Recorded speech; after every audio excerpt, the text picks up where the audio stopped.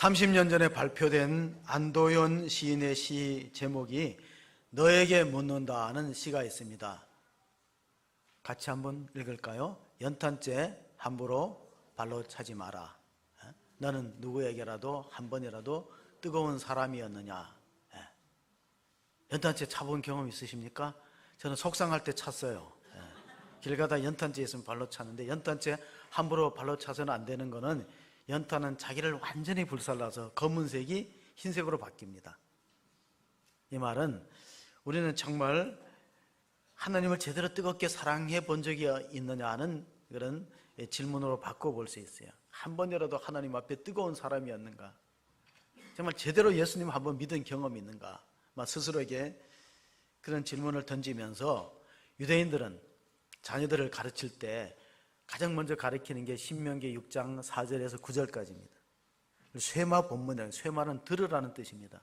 우리가 4절 5절만 읽어보시면 이스라엘아 들으라, 우리 하나님 여호와는 오직 유일한 여호와이시니 너는 마음을 다하고 뜻을 다하고 힘을 다하여 내 하나님 여호와를 사랑하라. 이것을 손목에 붙이고 이마에 미간에 표를 내서 문설주에 적고 하여튼 이 유대인들의 교육은 하나님을 뜨겁게 사랑하는 거예요. 하나님을 사랑하는 사람은 빗나간 삶을 살 수가 없거든요. 그럼 우리는 참, 우리나라가 이제 선교가 140주년 되거든요. 140주년 동안에 세계 역사의 유래가 찾아없을 만큼, 세계 역사에서 유래를 찾아볼 수 없을 만큼 한국교회는 단기간에 부흥했어요. 그 이면에는 우리 신학의 선배들이 뜨겁게 예수님을 사랑하고 열심히 믿었는데, 물에 빠지듯이 정말 흠뻑 빠지듯이 믿어야 되고, 이용도라는 부흥사는 미치자, 예수에게 미치자, 크게 미치고 정말 미치는 것만이 우리 신앙의 목표다. 예수를 위해서 크게 미치는 것이 신앙의 목표다. 근데 이용도 부흥사는 오래 살지 못했습니다. 33살에 예수님 나이에 생을 마감했는데, 그 당시에는 상당히 이제 신비주의자로 매도되었다가 지금은 복권되었어요. 그래서 시무원이라는 호를 갖고 있는 이용도 목사의 뮤지컬이 작년 가을에 창작 뮤지컬로 백투 1931년 백투 시무원 이용도라는 뮤지컬로 발표되었습니다. 안식년에 미국을 갔을 때 대각성 운동을 주도했던 조나단 에드워드 생가를 찾아갔는데, 그 사위가 누구냐면 조나단 에드워드의 사위가 데이비드 브레이너드랍니다. 유명한 사람입니다. 혹시 우리 청년들은 데이비드 브레이너드의 서간문을 꼭 한번 읽을 필요가 있어요. 이 사람은 인디언 선교를 하는데 폐결핵에 걸려갖고 기도를 너무 많이 하니까 목에서 피가 쏟아져서 눈에 핏자국이 있을 만큼 그렇게 자기 몸을 돌보지 않고 선교했던 사람이 데이비드 브레이너드인데, 한국의 데이비드 브레이너드가 이용도 목사.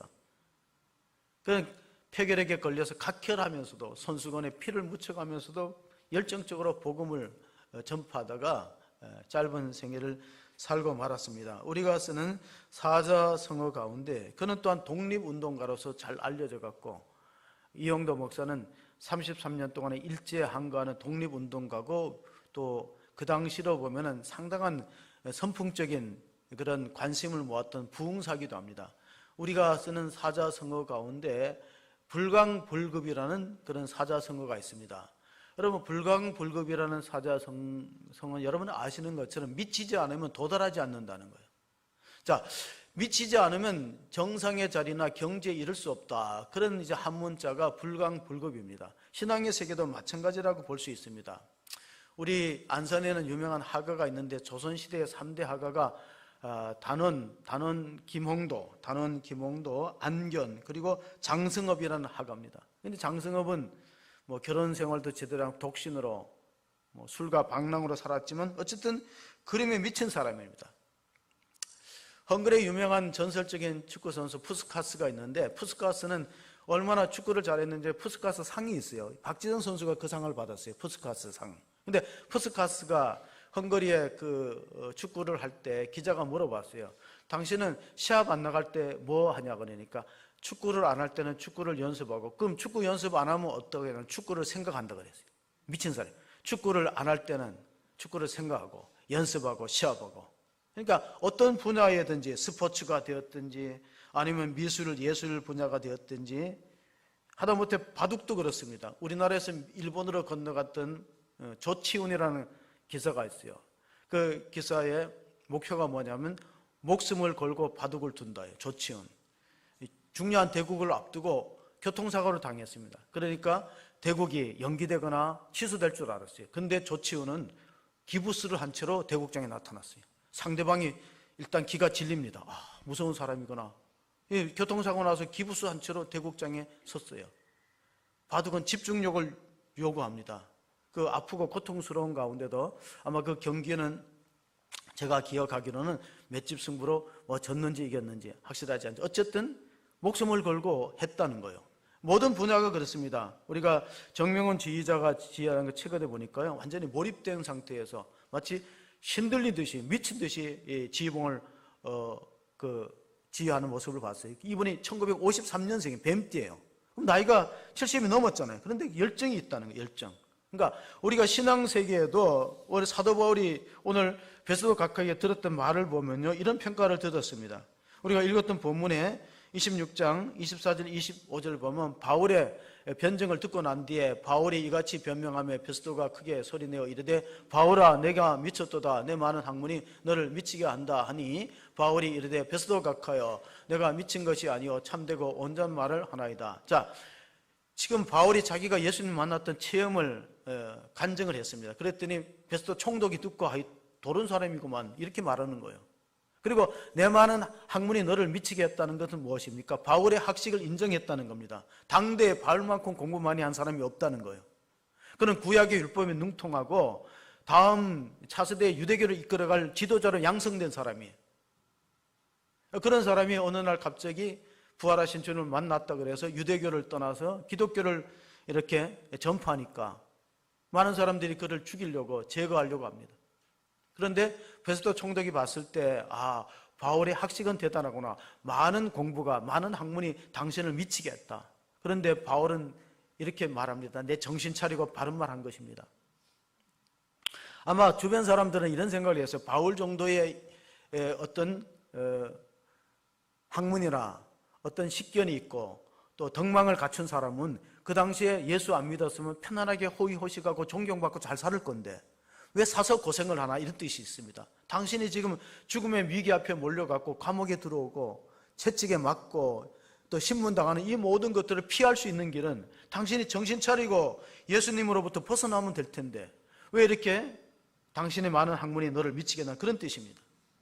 자, 사도행전은 우리가 잘 아는 것처럼 신약의 역사서인데 의사 누가가 썼습니다. 누가는 사도 바울의 주치의에 해당되는 사람이니까 바울의 행적을 따라다니면서 기록한 거예요. 그러니까 이 사도 바울이 예수님 만났던 장면은 사도행전에 3번 기록됩니다. 첫 번째 9장은 그가 다메섹 도상에서 예수 믿는 사람 체포하고 감옥에 가두려고 대제사장의 공문을 받아가다가 하늘로서 음성이 들립니다. 사울아, 사울아, 내가 왜 나를 핍박하느냐. 그러니까 이게 말에서 떨어진 이 사도 바울이, 그 당시에는 사울이라는 청년이요, 깜짝 놀라서 주여 누구시냐 했고 하늘에 대고 물어봤습니다. 그랬더니 나는 네가 핍박하는 예수다. 예수님 돌아가셨는데 아니다. 내가 사흘 만에 살아서 하나님 보좌 우편에 있다. 그 주님의 부활한 영광을 보고 눈이 멀었어요. 사흘 동안 보지 못했습니다. 먹지 못했습니다. 주의 제자 아나니아가 안수하니까 눈에 비늘이 벗겨져서 비로소 보고 나서 다메섹 해당에 다니면서, 다메섹은 지금 시리아의 수도 다마스커스를 일컫는 말인데 거기 해당에 들어가 예수가 메시아다, 예수가 부활했던 걸 내가 만났다, 그렇게 증거하다가 온갖 고난과 핍박을 당하고 유대교 사람들로부터는 제거 대상 1호입니다. 어떻게 보면 그 당시에 유대교에서는 베드로보다 더 위험한 사람이 사도 바울이에요. 왜냐하면 사도 바울은 열정이 있거든요. 복음을 전하기 위해서 자기 목숨을 돌아보지 않는 열정이 있기 때문에 이 사람부터 먼저 제거해야 유대교가 살아난다는 그런 대상이 바로 사도 바울이었다는 걸 아시고, 또 계속해서 그가 예수님 만났던 체험이 사도행전 22장에 기록됩니다. 이건 예루살렘에서 그가 에베소를 떠나서 예루살렘에 들어갔잖아요. 근데 들어가는 목적은 몇 가지인데, 첫째는 마게도냐 지역의 교회에 연보 헌금을 만들어서 흉년과 기근에 빠져있는 예루살렘 모교를 돕는 거예요. 헌금 전달하는 거. 두 번째는 뭐냐? 가서 내가 전하는 복음이 주님이 주시는 계시의 말씀이다. 그 당시에는 상당히 이제 유대교와 기독교 사이가 헷갈리는 그땐 혼돈의 시기예요. 왜냐하면 유대교 지도자들 가운데 예수 믿는 사람들은 그래도 이방인들을 할례시키고 율법이 어느 정도 지키게 해야지 무조건 믿음으로 구하면 되느냐, 이런 신학적인 노선의 갈등이 있기 때문에 가서 이것도 정리하고 이런 목적으로 가다가 예루살렘 성에서 드디어 체포당합니다. 왜냐하면 유대인들이 선동해갖고 저 사람 위험한 사람이다, 저 사람 올라온 목적이 뭐냐, 우리 유대교 위협적인 사람이다. 그게 체포당합니다. 그게 이제 체포당하면서 바울의 변증이 22장 14절 15절에 나옵니다.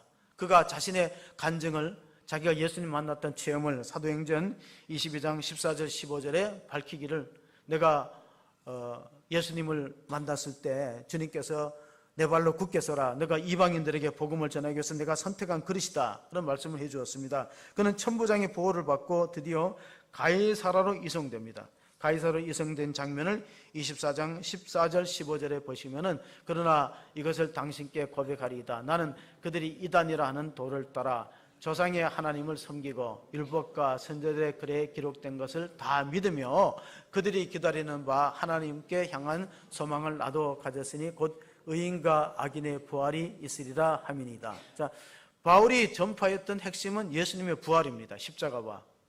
그런데 그 당시의 사람들은 바울을 인정하지 않고 핍박하고 여러 가지 경로를 통해서 구금된 상태에서 예루살렘에서 지금 신문을 받고 있는 상황 속에서 그가 자기는 유대교와 특별히 다른 게 없다, 왜 유대교에서도 결국은 의인과 악인의 심판을 믿지 않는가, 내가 가르치는 것도 이단이 아니고 결국은 모세의 글서부터 시편에 예언된 말씀을 그대로 전하는 것이다. 그리고 예수님의 부활이 갑자기 이루어진 것이 아니라 구약에 예언된 것이 성취되어서 예수님이 사망 권세 이기시고 부활했기 때문에 그를 믿어야 여러분도 구원에 참여하게 되는 것을 강조했습니다. 그랬더니만 이제 그 예루살렘에 있던 그 사도 바울이 가이사라로 이송됩니다. 왜냐하면 예루살렘 위험한 지역이거든요. 가이사라는 또 안전한 게 헤롯궁이 있고 로마 주둔군이 있어요. 그래서 보호받으니까 이제 루시오라는 천부장이 아무래도 그쪽 가는 것이 안전하겠다 싶어서 호송하는데, 보병과 창병을 200명 세우고 마병도 70명 세워서 호송하면서 가이사라로 넘깁니다. 그래서 가이사라로 가서 재판이 안 이루어지고 벨릭스 총독이 좀 우유부단한 사람이에요. 사도 바울을 재판해야 되는데 재판하지 않고 2년 동안 가택 연금 상태에서 그를 보호하면서 자유롭게 사람도 만나게 해주고, 그 대신에 자유는 없어요. 사람을 만나게 해주고 가택 연금 상태에서 이제 오늘 본문이 이루어집니다. 사도행전 26장은 가이사랴에서 사도 바울이 예수님을 만났던 걸 세 번째 증거하는 내용을 보면은 16절에서 18절까지 그가 예수님 만난 후에 이런 주의 음성을 듣습니다. 일어나 너의 발로 서라, 내가 내게 나타난 것과 곧 내가 나를 본 일과 장차 내게 내가 나타날 일에 너로 종과 증인을 삼으려 함이니 이스라엘과 이방인들에게서 내가 너를 구원하여 그들에게 보내어 그 눈을 뜨게 하여 어둠에서 빛으로 사탄의 권세에서 하나님께로 돌아오게 하고 제사함과 나를 믿어 거룩하게 된 무리 가운데 기업을 얻게 하려 하리라 하더이다. 자, 사도 바울이 다메섹에서 부활한 주님을 만나고 사명받은 내용을 말하는 거예요. 주의 음성이 들려오기를 내가 너를 종과 증인으로 삼아서 하나님 안 믿는 사람에게 복음을 전하는 그런 사명을 맡겼고, 또 유대인들에게 그들이 어둠 속에 갇혀 있다, 빛의 세계로 나오게 하고 사탄의 권세 아래에 있는 사람들을 해방하여서 구원의 은총을 힘있게 하고 하나님 나라의 기업을 상속받도록 할 것이다. 하나님 나라의 기업이 뭡니까? 천국을 하나님 나라의 기업이라고 말하는 겁니다. 그러나 그 사도 바울의 간증에 대해서 그들의 반응을 보면은 22절, 26장 22절, 23절을 보면요, 하나님의 도우심을 받아 내가 오늘까지 서서 높고 낮은 사람 앞에서 증언하는 것은 선지자들과 모세가 반드시 되리라고 말한 것밖에 없으니 곧 그리스도가 고난을 받으실 것과 죽은 자 가운데서 먼저 다시 살아나사 이스라엘과 이방인들에게 빛을 전하시리라 함이니이다 하더라. 자, 유대인들은 지금도 구약만 갖고 다니, 신약이 없습니다. 근데 사도 바울은 신약과 구약은 동떨어진 별개의 책이 아니라 구약의 모세의 글과 선지자들이 예언한 것이 신약에 이루어졌다. 그분이 바로 예수님이 십자가에서 죽으시고 사흘 만에 부활하여서 우리에게 구원의 빛을 던진다는 것을 전파하는 것입니다. 그럼 유대인들은 왜 예수님을 구주로 믿지 않을까? 유대인들은 예수님의 부활을 믿지 않을까, 메시아로 받아들이지 않을까, 여기엔 여러 가지 이제 신학적인 논쟁거리가 있습니다. 아마 바울은 그것을 예루살렘에 들어간 위험을 무릅쓰고 들어간 목적이었을 거예요. 여러분은 왜 나무에 달려서 죽으신 예수님을 저주받았다 생각하는가? 그 신명기를 오해한 것이다. 우리의 죄를 대신하여서 신명기 21장 23절에 보면 나무에 달린 자마다 저주 아래에 있다. 그러나 사도 바울은 이걸 갈라디아서 3장 14절에 그리스도께서 우리를 위해서 저주를 받은 바 돼서 우리를 십자가로 속량하셨다, 그런 말씀을 전파했습니다. 이 말씀을 들었던, 설교를 들었던 사람들 가운데는 그 당시에 총독도 있고 아그리빠 왕도 있고 그의 부인 버니게도 있습니다. 모든 그 당시 지도자들이 바울의 변증 설교를 듣고 27절 28절에 아그리빠 왕이 이렇게 거절합니다. 아그리빠 왕이여, 선자를 믿으시나이까? 믿으시는 줄 아나이다. 28절에 그러니까 아그리빠가 바울에게 이르되 내가 적은 말로 나를 권하여 그리스도인이 되게 하려 하는도다.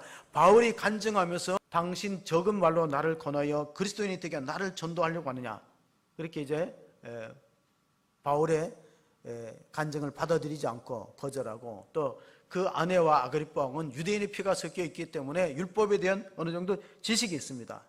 그래서 그들이 종합적으로 생각해 보니까 사도 바울이 사형을 당할 죄라든가 감옥에 들어갈 죄가 없다는 것이 공통된 의견이에요. 그게 31절 32절의 결론입니다. 물러가 서로 말하되 이 사람은 사형이나 결박을 당할 만한 행위가 없다 하더라. 이에 아그리빠가 베스도에게 이르되 이 사람이 만일 가이사에게 상소하지 아니하였더라면 석방될 수 있을 뻔하였도다 하니라. 자, 바울의 변증을 들었어요. 그런데 지금 바울을 고소한 사람은요, 변호사까지 고용해서, 더둘러라는 변호사를 고용했고, 그 바울을 고소한 사람은 아나니아라는 제사장입니다. 그러니까 동족이 동족을 핍박하는 거예요. 유대교회 제사장이었던 아나니아가 변호사, 변사, 더둘러를 고용해서 바울을 고소해. 이 사람 죽여야 된다, 이 사람 죽일 죄가 있다. 그런데 왕이나 그의 부인이라든가 그 당시에 베스도 총독 벨리스는 우유부단한 사람이라서 2년 동안 사도 바울을 미결수로 가이사라 헤롯궁에 가둬놓고 재판을 안 했어요. 후임자가 오니까 이 사람은, 또 베드스는 성질이 급한 사람이니까 부임하자마자 닷새 만에 이 사도 바울의 사건을 처리하기 위해서 물어봤습니다. 예루살렘에 가서 재판 받으려 하니까 사도 바울이 거절했습니다. 저는 예루살렘에 갈 생각 없다. 차라리 나를 로마로 보내갖고 가이사 앞에서 재판 받게 해달라. 왜냐하면 예루살렘에 가면 위험합니다. 테러 당할 수도 있어요. 오히려 나는 가이사 앞에 재판받고 싶다. 왜? 로마에 가서도 복음을 전해야 되고, 또 가이사는 유대인이 아니거든요. 줄리어스 시저가 가이사입니다. 거기 당당하게 재판받고 싶다 그래서 결국은 제수의 몸으로 호송당해서 배를 타고 로마로 들어가는 걸 볼 수 있습니다. 미국의 대각성 운동을 이끌었던 조지 히필터라는 부흥사가 있어요. 사람의 인생을 두 가지로 나누었어요.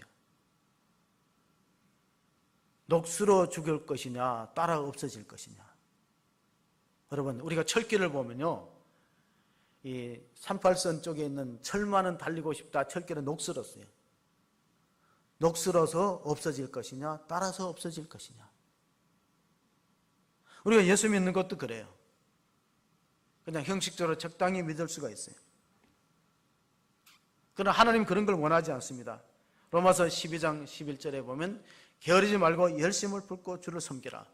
하나님은 그런 사람, 녹슬어 없어지는 인생보다가 따라서 없어지는, 하나님이 세계 여러 민족 가운데 우리 민족을 특별히 사랑하셔서 경제 부흥도 주시고 또 민주화도 되게 하고, 또 세계 큰 교회들이 대한민국이 많이 있습니다. 그 뭐냐, 우리 민족이 열정이 있는 민족이에요. 우리가 얼마나 열심히 했냐면요, 골프 치는 사람들은요, 눈 올 때도 쳐요. 빨간 공 가지고 칩니다. 흰 공은 눈에 보이면 안 보이거든요.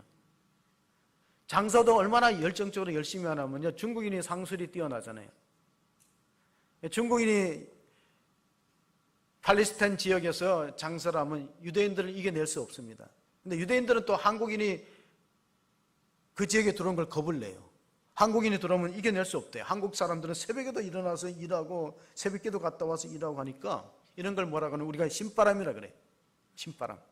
우리 민족은 신바람이 있는 민족인데 그래서 교회도 붕식했어요. 경제도 빠른 시간에 성장했습니다. 그래서 외국 사람들이 우리나라 말 가운데 아는 게 빨리빨리잖아요. 근데 그 후유증도 많습니다. 다시 한번 이 땅에 성령의 바람이 불면 어떻게 될까요? 요즘 복음성가 가사 가운데 하나님의 꿈이 나의 비전이 되고 예수님의 성품이 나의 인격이 되고 성령님의 권능이 나의 능력이 된다면 우리 민족은 다시 살아날 수 있고 희망이 있는 줄 믿으시기 바랍니다. 우리 신바람 민족이에요.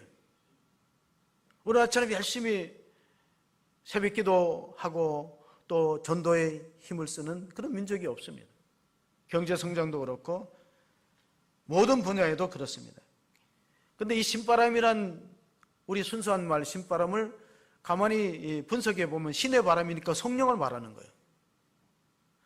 초대교회가 성령 받을 때 호련히 하늘로부터 급하고 강한 바람 같은 것이 있어 불의 해 같은 것이 갈라지면서 마가의 다락방에 이마에서 120명의 성도들이 하나님을 찬양하고 방언을 말하고 복음을 전했던 역사를 보면서 아, 성령이 임하면은 달라지는구나. 사람이 달라지는구나. 성령 받으면 사람이 변화되는 걸 우리가 알 수 있습니다. 그러므로 라오디게아 교회, 말세의 교회를 상징하는 라오디게아 교회에 주시는 하나님의 말씀을 보면요, 열심을 내라고 성령께서 음성을 들려줍니다.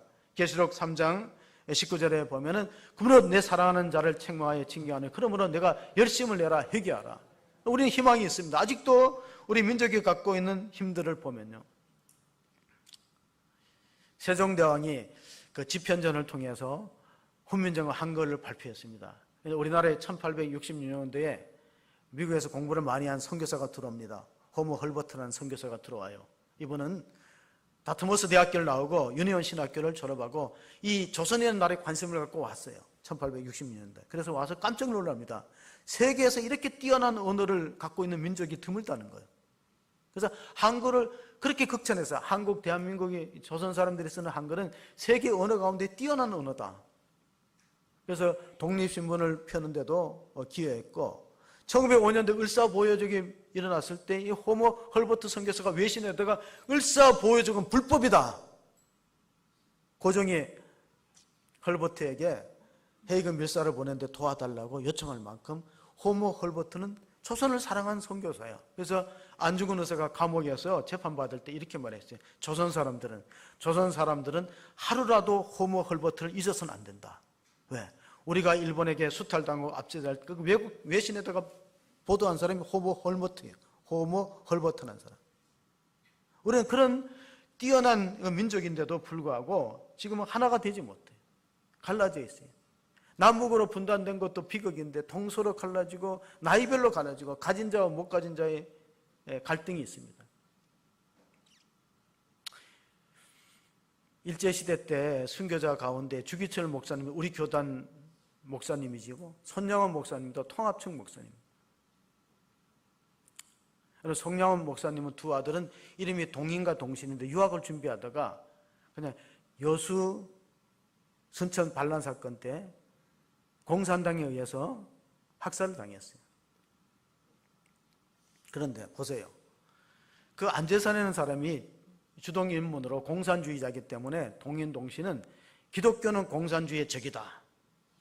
그래서 기독교를 포기하지 신앙을 포기하지 않으면 죽인다 그래서 결국 동인동신을 죽고 그 사형을 선고받은 안재선을 그때 아마 이승만 대통령한테 탄원서를 내갖고 사면을 요청하고 양자로 입양했어요. 안재선을. 그래서 그 손양원 목사님에 대한 일대기가 영화로 나왔는데 그게 사랑의 원자탄입니다. 원자탄. 근데 그 내막에 보면요, 가정사의 비극이 있습니다. 그 누이 동생이, 그러니까 두 오빠를 희생당한 누이 동생이 아버지한테 울면서 매달리면서 호소했어요. 아버지, 우리 집안처럼 예수를 믿을 필요가 있나요? 전 평범하게 믿어야지. 아버지, 오빠 두 사람을 죽인 원수를 우리 집에 양조로 드리면 내가 그 사람을 어떻게 오빠라고 부를 수 있어요? 내 입장도 생각해 주세요. 하고 아버지한테 목이 메도록 울었던 사건이 있습니다. 물론 이제 그분은 이제 권사님이시기도 한데, 지금은. 그게 가능한 일입니까? 그러니까 어떻게 보면 우리 그 손영원 목사님은 예수님한테 몰입되고 미친 사람이에요. 제가 목양실에 들어가는 입구에 손영원 목사님의 액자를 하나 걸어놨는데 그럼 들어오시다 보면은 이 액자가 우리 제 목양실 맞은편에 있어요. 나는 예수 중독자가 되어야겠다. 술 중독자는 술로 살다가 술로 인해 죽게 되고, 아편 중독자는 아편으로 살다가 아편으로 죽는데 우리는 예수 중독자가 되어서 예수로 인하여 살고 예수로 인해 죽고, 우리의 전 생활과 생명과 주를 위해서 살면 주님이 부활하신 같이 주의 종은 주의 일 하는 자가 되면 우리도 함께 부활할 것이다. 이런 이제 소망을 적어 놓았습니다. 사도 바울의 목표가 뭐냐? 사도 바울의 목표도 똑같아요. 빌립보서 3장 10절부터 보면은 이런 말씀이 있어요. 내가 그리스도와 그 부활의 권능과 그 고난에 참여함을 알고자 하여 그의 죽으심을 본받아 어떻게 해서든지 죽은 자 가운데서 부활에 이르려 하노니, 내가 이미 얻었다 함도 아니요 온전히 이루었다 함도 아니라 오직 내가 그리스도 예수께 잡힌 바 된 그것을 잡으려고 달려가노라. 자, 사도 바울도 그렇고 선영한 목사님도 변화된 삶을 살았다기보다가 대체된 삶을 살았어요. 나는 죽었어요. 내 인생의 목표나 야망이 없어요. 오직 예수님이 원하는 게 뭐냐? 그러면 내 감정도 죽이고 내 욕심도 절제하고 오직 주를 위해 살고 주님의 영광을 위해서 복음을 전파하는 일생을 경주했어요. 요즘에 우리나라 사람들의 5명에 한 사람은 중독자래요. 뭐 술에 중독되든 마약에 중독되든 쇼핑에 중독되든, 어떤 사람은 인터넷이나 게임에 중독되든, 아주 중독자가 그렇게 많대요. 제가 보지는 못했지만 커넥션이라는 드라마가 최근에 방영돼요. 신문 보도에 보면 그 커넥션도 마약 중독자를 다루는 거예요. 지성이라는. 지성이면 감천이다. 그 지성이 아니에요. 이름이 지성인데 그 배우가 나오기 위해서 15kg인 거 뭐 쌀을 뺐다 그래요. 마약 중독자로 나타나기 위해서. 여러분, 우리나라에 이런 많은 중독이 있다는 건 무엇입니까? 올바른 데 미치지 않았다는, 좋은 데 미치지 않았다는 거예요. 제가 안성의 사랑의 교회 수양관에 가서 제자훈련 세미나에 참여했더니 첫 시간이 뭐냐면, 옥하는 목사님 살아계실 때 첫 시간이 뭐냐면 강인론이에요. 미치지 않으면 안 된다는 거예요. 제자훈련 성공하나 하려면 미쳐야 된다는 거예요. 어느 정도로 미쳐야 되냐면은, 제자훈련에 임하는 사람은 죽지도 말고 아프지도 말고 제자훈련 끝날 때까지는. 그래서 아프면은 링게로 맞고라도 훈련을 해야 되는 것이 이 제자훈련이에요. 예레미야서 48장 10절에 보면 예레미야 선지자가 이렇게 말합니다. 여호와의 일을 태만히 하는 사람은 저주를 받을 것이다. 그러니까 주의 종들에게 꼭 명심해야 될 것은 하나님의 일을 건성으로 하면 안 된다는 거예요. 최선을 다해서 여호와의 일을 태만히 하는 사람은 저주를 받을 것입니다. 여러분, 지난 금요일 날 뉴스를 주목해 보면요, 우리나라 벤처사업가 한 분이 세상을 떠났던 별세 뉴스가 나왔어요. 정문술이라는 회장입니다. 미래기업 대표였고, 이분은 반도체 제조업체를 만들어 갖고 카이스트에 515억을 기증했어요. 첫 번째 300억을 2003년도에 기증했다가 그 후에 자기가 약속대로 죽기 전에 215억을 마저 카이스트에 기증하고 세상을 떠났는데 86세 일기로 세상을 떠났습니다.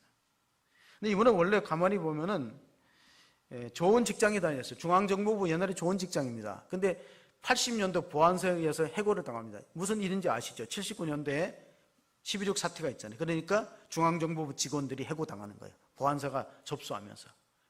직장을 잃었어요. 퇴직금 사기당했습니다. 그리고 전기설비업체를 했는데 이게 잘 안 되고 실패했는데 나중에 이제 미래산업을 했을 때는요, 빚더미가 올라앉았어요. 모든 돈을 다 쏟아서 사업을 다시 했지만은 친척들 빚까지 해갖고 도저히 갚을 길이 없어서 약국에 다니면서 약을 모았다고 기록되어 있습니다. 여러분 9시 뉴스 보시면은 이분은 약국에서 약을 샀습니다. 그래서 가족들 회의를 합니다. 도저히 빚을 청산할 길이 없으니까 우리 집단으로 죽어야 된다. 그래서 수면제를 다 사갖고 가족들이 다 죽기로 결심했는데 한 사람이 반대했어요. 고등학교 2학년 딸이, 아빠 죽는 거 그렇게 급하냐고, 압구정에 가면은 설교 잘하는 목사님이 있는데 한번 듣고 죽자고 권유해갖고 소망교회를 갔어요. 소망교회 그때 했던 설교가 욥기 23장의 말씀입니다. 그가 나를 단련하시는 후에는 내가 정금같이 나오리라는 욥의 그 고백을 통해서 설교를 들었는데, 이분은 교회 다니는 분이 아닌데 딸의 권유에 따라서 예배를 참석하다 설교를 들어보니까 욥이 당하는 시련이 죄의 대가가 아니라는 거예요. 재산을 다 잃어버리고 자식이 죽고 자기 몸에 병들었는 것이 하나님의 형벌이 아니라 하나님의 훈련이고 과정이고, 하나님의 훈련 과정이고, 하나님 그를 연단해서 크게 쓰기 위한 하나님의 깊은 섭리가 있다는 알고 계속해서 예배를 참여하다가 빚진 자들한테 편지를 보냈어요. 다시 한 번만 기회 주면 내가 사업을 재개해 보겠다. 그래서 결국 채권자들이 참아주고, 그렇게 해서 이 미래산업이 큰 회사로 반도체 메모리 테스트 핸들러 제조업체입니다. 메모리 테스트 핸들러에 의해서 아마 1990년도에도 상당한 160억 이윤을 남겼어요. 기자가 물어봤습니다. 인생의 성공이 뭐냐? 밥값을 하고 죽는 거. 밥값을 하고 죽는 거. 두 번째로는 약속한 걸 잘 지키는 거. 요즘에 약속이 잘 안 지켜집니다. 국가 간의 평화 조약 지켜집니까? 공동체 규약들이 잘 지켜집니까? 사람들 사이에 계약이 잘 깨지지 않고 성사됩니까? 이분은 올곧은 분이야. 약속하면 지켜야 된다. 다 기증했습니다. 하루에도 12번씩 자식에게 죽고 싶은 마음이 있대요. 내가 이렇게 피땀 흘려 키운 회사를 3남 2녀 중에 회사 맡을 사람이 왜 없겠어요? 3남 2녀 중에. 근데도 자기 약속을 바꾸지 않는 거예요. 나는 자식에게 돈을 물려주는 것은 독을 물려주는 것과 같으니까 나하고 관계없는 사람한테 회사를 넘기고 세상을 떴습니다. 그래서 이분은 정말 이 사업가기 이전에 그냥 우리가 여러 면에서 본받아야 할 분이다 하는 생각을 하면서, 이렇게 된 배경은, 제가 이제 서재 책들이 있는데 가만히 보니까 서재 책들 가운데 30년 전에 구입한 것들이 많아요. 그 구입한 날짜를 보면. 근데 그때 책들은 대개 보면 저녁을 안 먹고 산 책들이 많아요. 저녁을 안 먹고. 그러니까 책을 버리기 아까운 게, 신학생 때 밥을 굶어가면서 책을 샀는데 이거 버리려니까 좀 그런 마음이 들지요. 사람이. 그 중에 이런 잡지 기사가 하나 난 것을 찾았어요. 뭐냐면은 2000년도 2월 월간 잡지 부록에 자살 결심을 바꾼 뒤에 대성한 기업가 하는 제목으로 나오는데, 자살 결심을 바꾼 뒤에 대성한 기업가가 바로 이 정문설 회장을 말하는 거예요. 그 2000년 2월 달 잡지에 부록을 읽었어요. 그런데 그 계기에는 하나님의 생명의 말씀이 역사해서 내가 말씀 드는 대로 살아야 되겠다. 그 가운데 설교 중에 앤드루 카네기에 대한 이야기가 있어요. 앤드루 카네기는 강철왕입니다. 미국에서 가장 돈 많이 버는 사람 한 사람은 석유왕인데 록펠러입니다. 존 록펠러. 그리고 두 번째가 뭐냐? 두 번째가 강철 사업가 앤드루 카네기입니다. 앤드루 카네기는 부자로 사는 것은 부끄럽지 않지만 부자로 죽는 것은 부끄럽다. 그러니까 다 사회에다 기부했어요. 아마 사회에서 기부한 액수는 나왔지만 교회에 헌신한 것은 상당한 숫자가 있지만 그건 말하지 않았을 거예요. 여러분, 오늘 우리는 무엇에 몰입해 있습니까? 서울대학교 교수 가운데 항농문이라는 교수는 몰입이라는 책을 썼어요. 그러니까 위대한 업적이라든가 어떤 성과는요, 몰입된 사람을 통해서 일어나지 대충 해서는 안 된다는 겁니다. 몰입의 경지가 있을 때 창조적인 사건이 일어나고, 세계의 위대한 업적이라든가 과업이 보면은요, 다 열정 있는 사람에 의해서 이루어졌지 열정 없이 된 것이 어디 있습니까? 그것은 모든 분야가 다 그래요. 신앙의 세계도 마찬가지고. 그래서 우리 자녀들이 열정이 있다는 것은 칭찬해 줘야 됩니다. 정말 좋은 성품이에요. 열정이 있는 거. 머리가 좋은 것을 칭찬하지 말고 열정이 있는가. 어떤 회사 CEO는 이렇게 말합니다. 요즘 직원들 채용해 보려면요, 회사가 크리스찬 기업일 때 직원을 채용할 때 보면 믿음이 좋으면 실력이 없대요. 또 실력이 좋으면 믿음이 없대요. 그럼 어떻게 했냐? 스펙을 보지 말고 열정을 보라. 그분이 그렇게 권유하더라고요. 좋은 대학교 나왔던 스펙보다 중요한 열정이 있는가? 속에서 불타는 어떤 열심이 있는가를 보라는 겁니다. 저는 이 시대에도 상당히 교회가 어려운 시대지만 교회는 계속 개척되어야 된다는 생각을 갖고 있어요. 왜냐하면 생각해 보세요. 아프리카 밀림에서 사자가 사슴을 발견하고 아침에 발견하고 잡으려고 쫓아가면요, 사슴은 죽으려고 뛰어서 그 사자의 포위망에서 벗어나서 합니다. 왜? 사자는요, 자기 생존을 위해서 사슴을 잡아먹으려고 하지만 사슴의 입장에는 이 생명이 걸린 문제거든. 그러니까 작은 교회는요, 전도 안 하면 교회가 유지가 안 되는 거예요. 죽게 살기로 해야 되는 거예요. 그래서 교회가 세워져서 복음이 전파될 필요가 있다는 거예요. 전파돼서. 제가 은퇴하면 해보고 싶은 그 버킷리스트가 있어요. 여러분 버킷리스트 무슨 뜻인지 알죠? 이 버킷리스트는 중세 때 교수형을 당하는 사람들이 목에 밧줄이 걸리거든요. 또 자살하는 사람도 그렇고. 그러면 양동이 위에 서서 목에 밧줄이 걸리면은 나중에 그 양동이를 차버려야 돼요. 그 버킷리스트라는 거 뭐냐면 버킷이 양동이고 리스트는 내가 죽기 전에 해보고 싶은 거 그거예요. 여러분 각자 있을 거예요. 그 중에 하나가 제가 노방전도를 한번 해보고 싶어요. 근데 노방전도를 하려면 세 가지가 있어요. 첫째, 건강이 있어야 돼요. 다니면서 걸어 다니면 나이 먹으면 다른 운동 못하니 걸어 다니요. 또 생활에 어느 정도 여유가 있어요. 전도용품을 잘 만들어야 돼요. 요즘에 싸구려 주면 잘 안 받아요. 정말 간직할 수 있는 걸 만들어야 되고 또 열정이 있어야 돼요. 열정이 식지 말아야 돼요. 그러면 하나님 일을 계속 할 수 있는 거예요. 나이는 숫자에 불과하다는 말이 있어요. 코카콜라 창업자 에스 캔들러가 한 말이에요. 내 몸에 흐르는 것은 내 혈관 속에 피가 아니고 코카콜라라고 했기 때문에 그 음료 회사가 세계를 제패하는 거예요. 그 열정이 뭐라고? 내 혈관에 흐르는 건 내 피가 아니고 코카콜라가 흐른다는 거예요. 그런 열정이 있으니까 그런 기업이 되지 않습니까? 오늘 여러분은 또는 여러분의 자녀는 어떤 열정을 갖고 있습니까?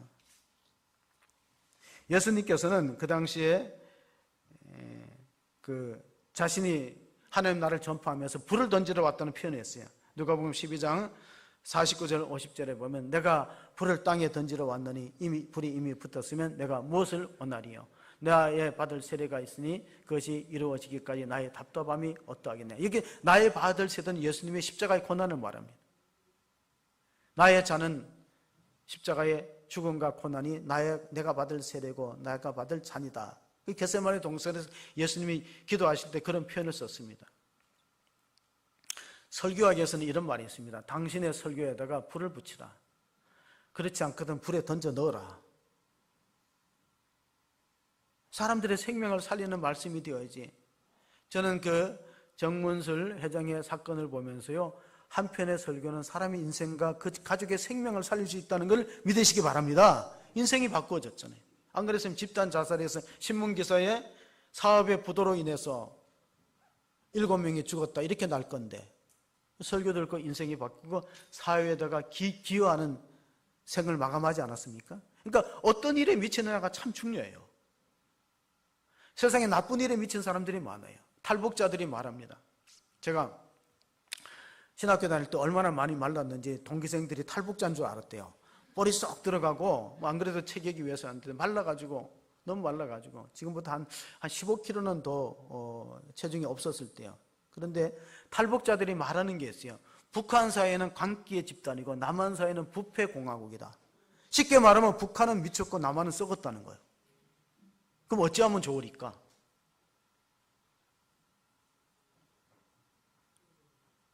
주여, 주여 소리가 나오네. 예. 하나님만이 해답이죠. 그래서 우리는 제가 늘 말하잖아요. 대한민국의 마지막 보루는 교회인데 교회도 지금 쓰러뜨리려고 해요. 동성애, 차별법, 교회 이거 무너집니다. 교회마저 쓰러뜨리면요, 공산주의가 활개치기 좋은 세상이 돼버리는 거예요. 그거 잊지 마세요. 아리스토텔레스가 옛날 사람이잖아요. 수사학에 3가지 요소가 있다고 그랬어요. 하나가 뭐냐면은 로고스입니다. 명연설을 하려면요, 정치가들이 명연설을 하려면 3가지 요소가 있대요. 첫째는 로고스, 논리적으로 맞아야 돼요. 앞뒤가 맞는 얘기를 해야지 설득이 되겠죠. 두 번째는 파토스, 열정이 있어야 돼요.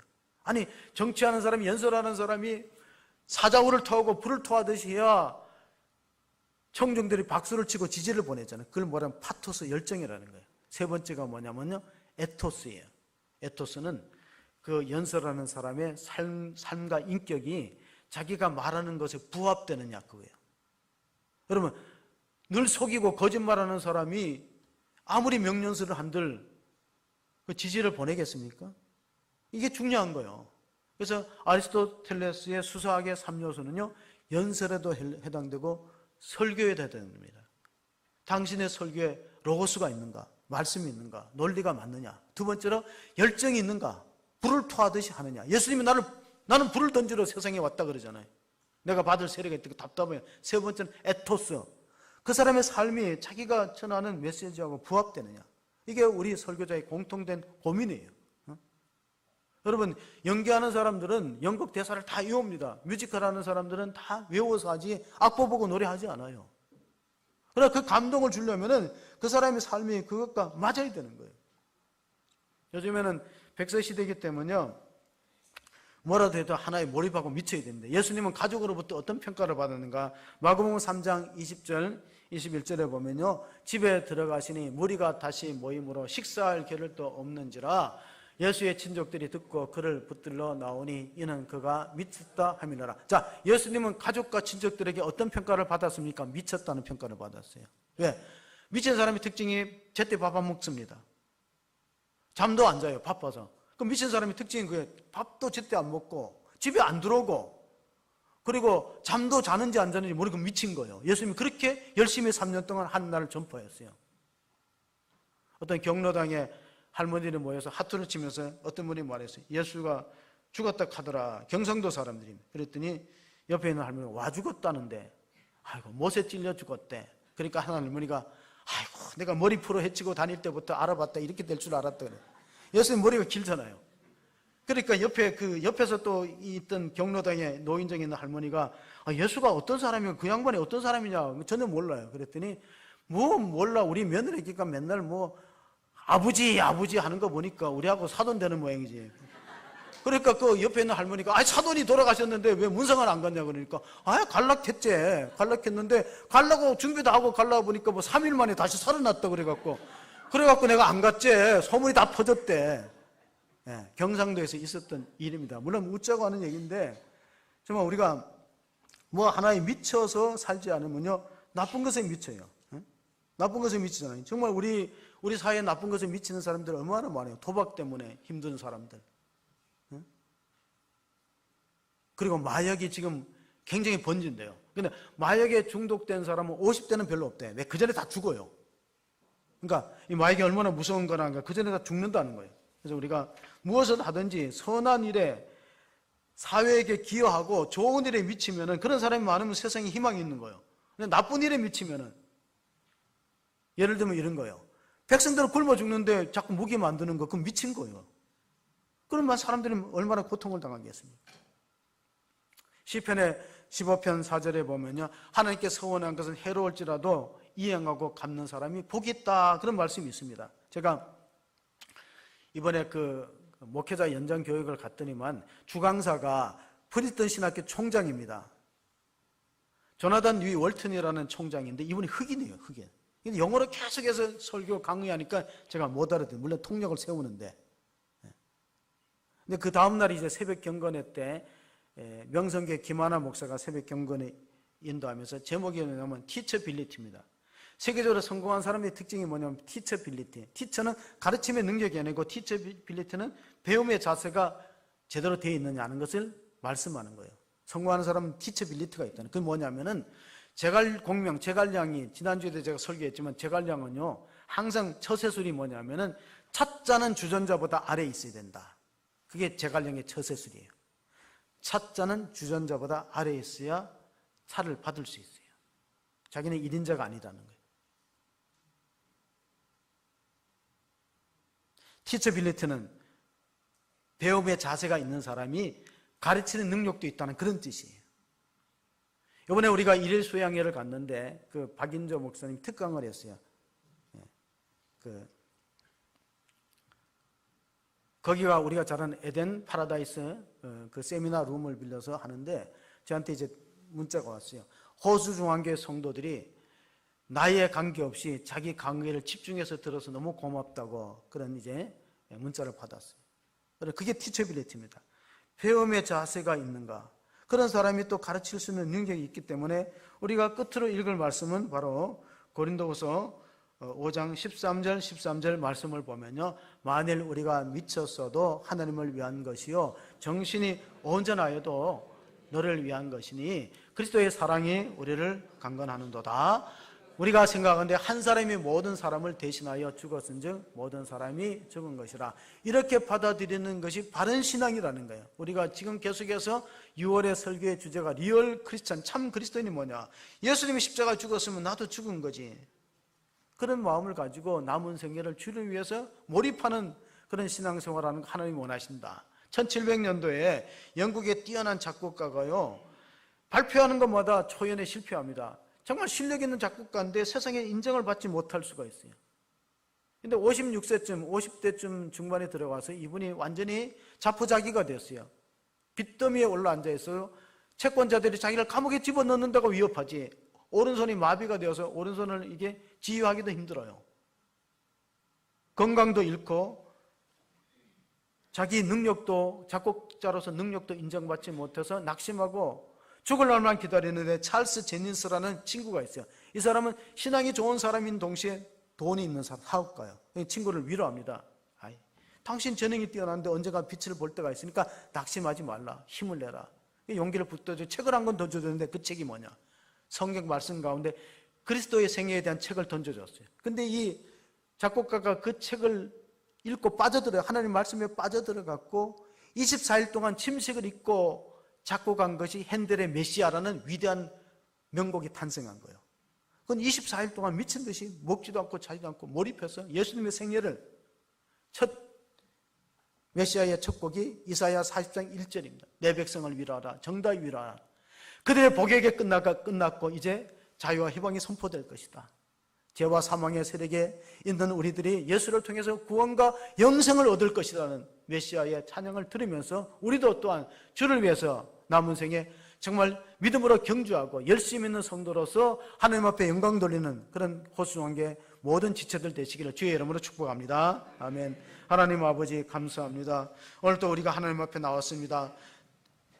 때이른 무더위에 우리가 지치기 쉽지만 우리의 열정이 식지 않기를 원합니다. 하나님 아버지, 우리가 살아도 주를 위해 살고 죽어도 주를 위해 죽나니 사나 죽으나 우리가 주의 것이고, 우리가 미쳐도 주를 위해서, 또 하나님 우리가 정신을 온전히 차려도 교회를 위해서 주님 앞에 남은 생애를 아름답게 헌신할 수 있는 복된 성도가 다 되게 하여 주옵소서. 사도 바울의 열정이 우리 성도들에게도 하나님 아버지 부어지기를 원합니다. 복음을 향한 열정을 통해서 우리가 생명을 사는 일에 함께 우리가 힘을 합해서 호숭한 교회가 배가 되는, 부흥되는 역사가 있게 하시고 한국교회 다시 한번 성령의 새바람이 불어서 부흥의 열매를 거둘 수 있도록 축복하여 주옵소서. 우리 구주 예수 그리스도의 이름으로 기도합니다.